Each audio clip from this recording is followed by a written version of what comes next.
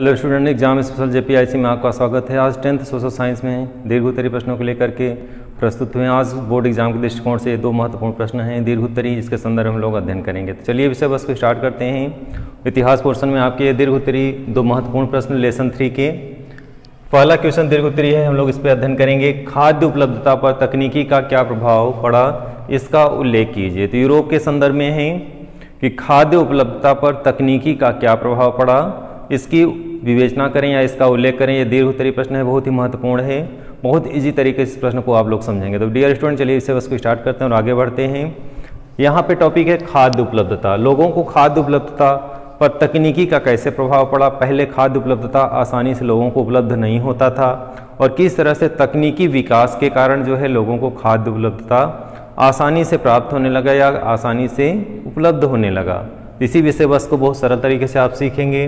देखें, पहले खाद्य उपलब्धता आसानी से नहीं पहुंच पाती थी क्योंकि तकनीकी का प्रयोग नहीं हुआ था या तकनीकी का विकास नहीं हुआ था। पहले इस संदर्भ में हम लोग देखेंगे जैसे यातायात के साधन डेवलप नहीं थे, तो एक स्थान से दूसरे स्थान पर खाद्य चीज़ें, खाद्य सामग्री आसानी से एक स्थान से दूसरे स्थान तक नहीं भेजी जा सकती थी क्योंकि बहुत समय लगता था दूसरे वाहनों से भेजने से और ऐसे में वो सड़गल जाता था। तो खाद्य उपलब्धता पे बहुत बड़ी समस्या थी। लेकिन जैसे जैसे तकनीकी का विकास हुआ, यातायात साधनों का विकास हुआ, तो यातायात का साधन बहुत बड़ा फैक्टर था खाद्य उपलब्धता में। और इसी क्रम में था यातायात के साधनों में रेल परिवहन। रेलवे नेटवर्क के विकास के कारण खाद्य सामग्री एक स्थान से दूर दूर तक के दूसरे शहरों में, दूसरे क्षेत्रों में आसानी से भेजी जाने लगी। यूरोप के अन्य देशों में जो खाद्य उपलब्धता पहले दिक्कत होती थी भेजने में, रेलों के नेटवर्क के प्रसार के कारण एक क्षेत्र से दूसरे क्षेत्र तक खाद्य सामग्री आसानी से भेजी जाने लगी। अब दिक्कत नहीं होती थी जैसे पहले दिक्कत होती थी। तो इस तरह से रेलवे नेटवर्क एक बहुत बड़ा कारण था। रेलवे नेटवर्क के विकास के कारण जो है खाद्य उपलब्धता क्या हो गया, बहुत ही आसान हो गया। डियर स्टूडेंट, अब हम लोग इसी कड़ी में आगे बढ़ेंगे। हम लोग दूसरा है रेफ्रिजरेशन तकनीकी का विकास।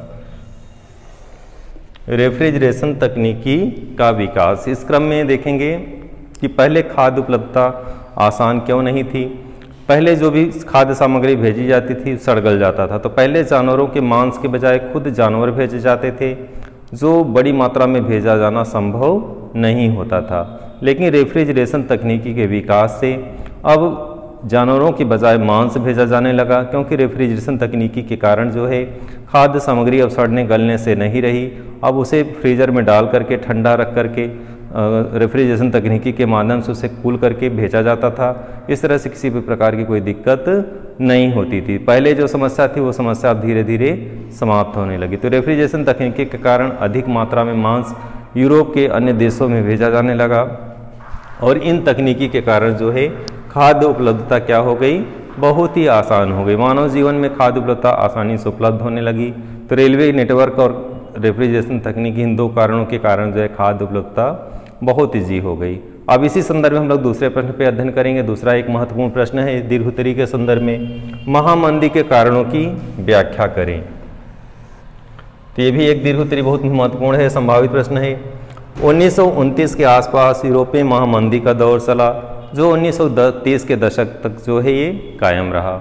महामंदी का दौर जब शुरू होता है, जैसे प्रेजेंट टाइम में चल रहा है महामंदी का दौर, तो इस तरह से 1929 में महामंदी का दौर चल रहा था और उसका क्या क्या कारण थे, उन कारणों के संदर्भ में हम लोग अध्ययन करेंगे। तो जैसा कि आप जानते हैं 1929 के आसपास महामंदी का दौर शुरू हुआ और ये 1929 से लेकर 1930 के दशक तक मध्य तक ये महामंदी का दौर बना रहा। इस दौरान जो है उत्पादन, रोजगार, आय, व्यापार ये सभी अत्यधिक गिरावट महसूस किए गए। महामंदी के दौरान औद्योगिक क्षेत्र भी प्रभावित होता है, लोगों की आय भी प्रभावित होती है क्योंकि जब महामंदी के दौरान बहुत सारे उद्योग ठप्प हो जाते हैं, बहुत सारी आर्थिक क्रियाएं रुक जाती हैं, लोगों के रोजगार छिन जाते हैं और इस तरह से आर्थिक क्रियाएं प्रभावित जब होती हैं तो लोगों की आय भी प्रभावित होती है। तो इस क्रम में उत्पादन प्रभावित होता है, इस क्रम में व्यापार प्रभावित होता है, इस क्रम में लोगों का आय प्रभावित होता है, बहुत सारे फैक्टर प्रभावित होते हैं और ये 1929 के महामंदी के दौर में ये सारी चीज़ें प्रभावित हुई। व्यापार आधा हो गया गिर करके, आय भी लोगों की सीमित हो गई, कम हो गई, लोगों के रोज़गार के जो अवसर थे वो धीरे धीरे समाप्त हो गए, जो लोग रोज़गार से जुड़े भी थे वो भी अब बेरोज़गार हो गए। ये सारी कमियां निकल कर के आई। महामंदी के कारणों पे हम लोग अध्ययन करेंगे कि महामंदी के कौन कौन से कारण थे। तो सबसे पहले हम लोग देखेंगे कृषि उत्पादन की अधिकता। यहाँ भी एक कारण निकल कर के आया, कृषि उत्पादन की अधिकता। अत्यधिक कृषि उत्पादकता के कारण जो है कृषि फसलों के मूल्य गिर गए। जब किसान कृषि उत्पादकता को अधिक कर दिए थे तो मूल्यों को गिर जाने के कारण जो उनकी लागत आई थी उसका मूल्य भी उन्हें नहीं मिल पा रहा था। किसानों का जीवन दूभर हो गया, वो अपने परिवार का भरण पोषण करने में असमर्थ हो गए क्योंकि इतना ज़्यादा उत्पादन हुआ था और उसका मूल्य जो है गिर गया था। और जब मूल्य गिर जाता है तो ऐसे स्थिति में किसान का मूल लागत भी, जो लागत लगाता है किसान, वो भी नहीं मिल पाता। तो ऐसी कंडीशन में किसानों की स्थिति और दयनीय हो गई। किसानों ने कुछ प्रयास किया, वो ये सोचे कि हम अधिक इससे भी ज़्यादा उत्पादन करेंगे तो शायद अपनी आर्थिक स्थितियों से उबर सकेंगे। अपनी स्थिति से उबरने के लिए किसानों ने और जी भर करके मेहनत किया और अधिक उत्पादन करने का प्रयास किया। इसका नतीजा ये हुआ कि जो मूल्य पिछले विगत कुछ समय पहले गिरा था वो मूल्य और ज़्यादा गिर गया और ऐसे कंडीशन में महामंदी की स्थिति और बुरी हो गई। लोगों के जो मूल्य थे इतने ज़्यादा कम मिलने लगे उनके फसलों के कि किसानों को जो है किसी भी स्थिति में उस समस्या से निपटना मुश्किल हो गया। किसान ऋण भी लिए हुए थे और ऐसी परिस्थिति में जब मूल्य गिरता गया तो वे कर्ज के बोझ से दबते गए। तो इस तरह की अनेक समस्याएं उत्पन्न हुई महामंदी के कारण में। इसी क्रम में हम लोग आगे बढ़ेंगे।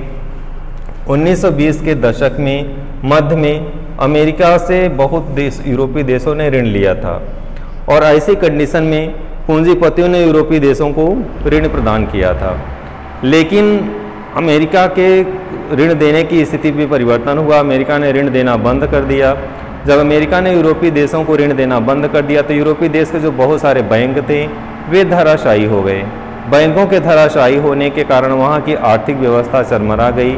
यूरोपीय देशों में जो भी आर्थिक क्रियाएं संचालित हो रही थी बैंकों के द्वारा, वे आर्थिक क्रियाएं प्रभावित हो गई और बैंक जो है धराशायी हो गए। तो बैंकों के धराशायी हो जाने के कारण मुद्रा की हालत बहुत ज़्यादा बिगड़ गई और मुद्रा की स्थिति बिगड़ जाने के कारण पूरी अर्थव्यवस्था चरमरा गई।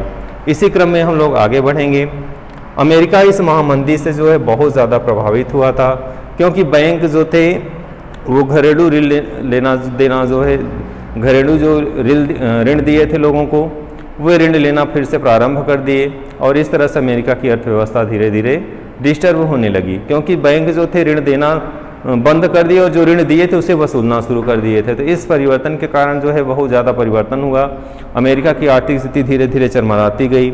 इसी क्रम में अमेरिका ने अपनी अर्थव्यवस्था को मजबूत करने के लिए करों को दोगुना कर दिया। उसने अर्थव्यवस्था को सुधारने के लिए आयात कर में वृद्धि की जिससे हमारी अर्थव्यवस्था सुदृढ़ हो सके और आयात कर में वृद्धि करने के कारण व्यापारिक व्यवस्थाएं डिस्टर्ब हो गई। व्यापार इससे बहुत ज़्यादा प्रभावित हुआ। कहते हैं जब कोई कर बढ़ा दिया जाता है किसी देश के द्वारा तो वहाँ पे सबसे ज़्यादा प्रभाव उसके व्यापार पे पड़ता है। तो व्यापार बहुत ज़्यादा प्रभावित हुआ और इन सभी के कारण जो है महामंदी का दौर शुरू हुआ और ये महामंदी का दौर जो है पूरे यूरोप में पूरी अर्थव्यवस्था को डिस्टर्ब कर दिया। तो डियर स्टूडेंट, आज के इस वीडियो में आपने 2 दीर्घ उत्तरीय प्रश्नों का अध्ययन किया जिसके अंतर्गत आपने खाद्य उपलब्धता पर तकनीकी का क्या प्रभाव पड़ा इसके संदर्भ में अध्ययन किया। और दूसरा दीर्घ उत्तरीय प्रश्न है कि 1920 के दशक में जो महामंदी का दौर शुरू हुआ था 1929 के दशक में, और ये किस तरह से महामंदी के कारण इसका क्या प्रभाव पड़ा, इसके क्या क्या कारण थे, इसके संदर्भ में आपने अध्ययन किया। तो आज की वीडियो में बस इतना ही। अगले वीडियो में हम लोग इतिहास के बजाय या भूगोल सेक्शन को लेकर के आएंगे। तब तक के लिए धन्यवाद।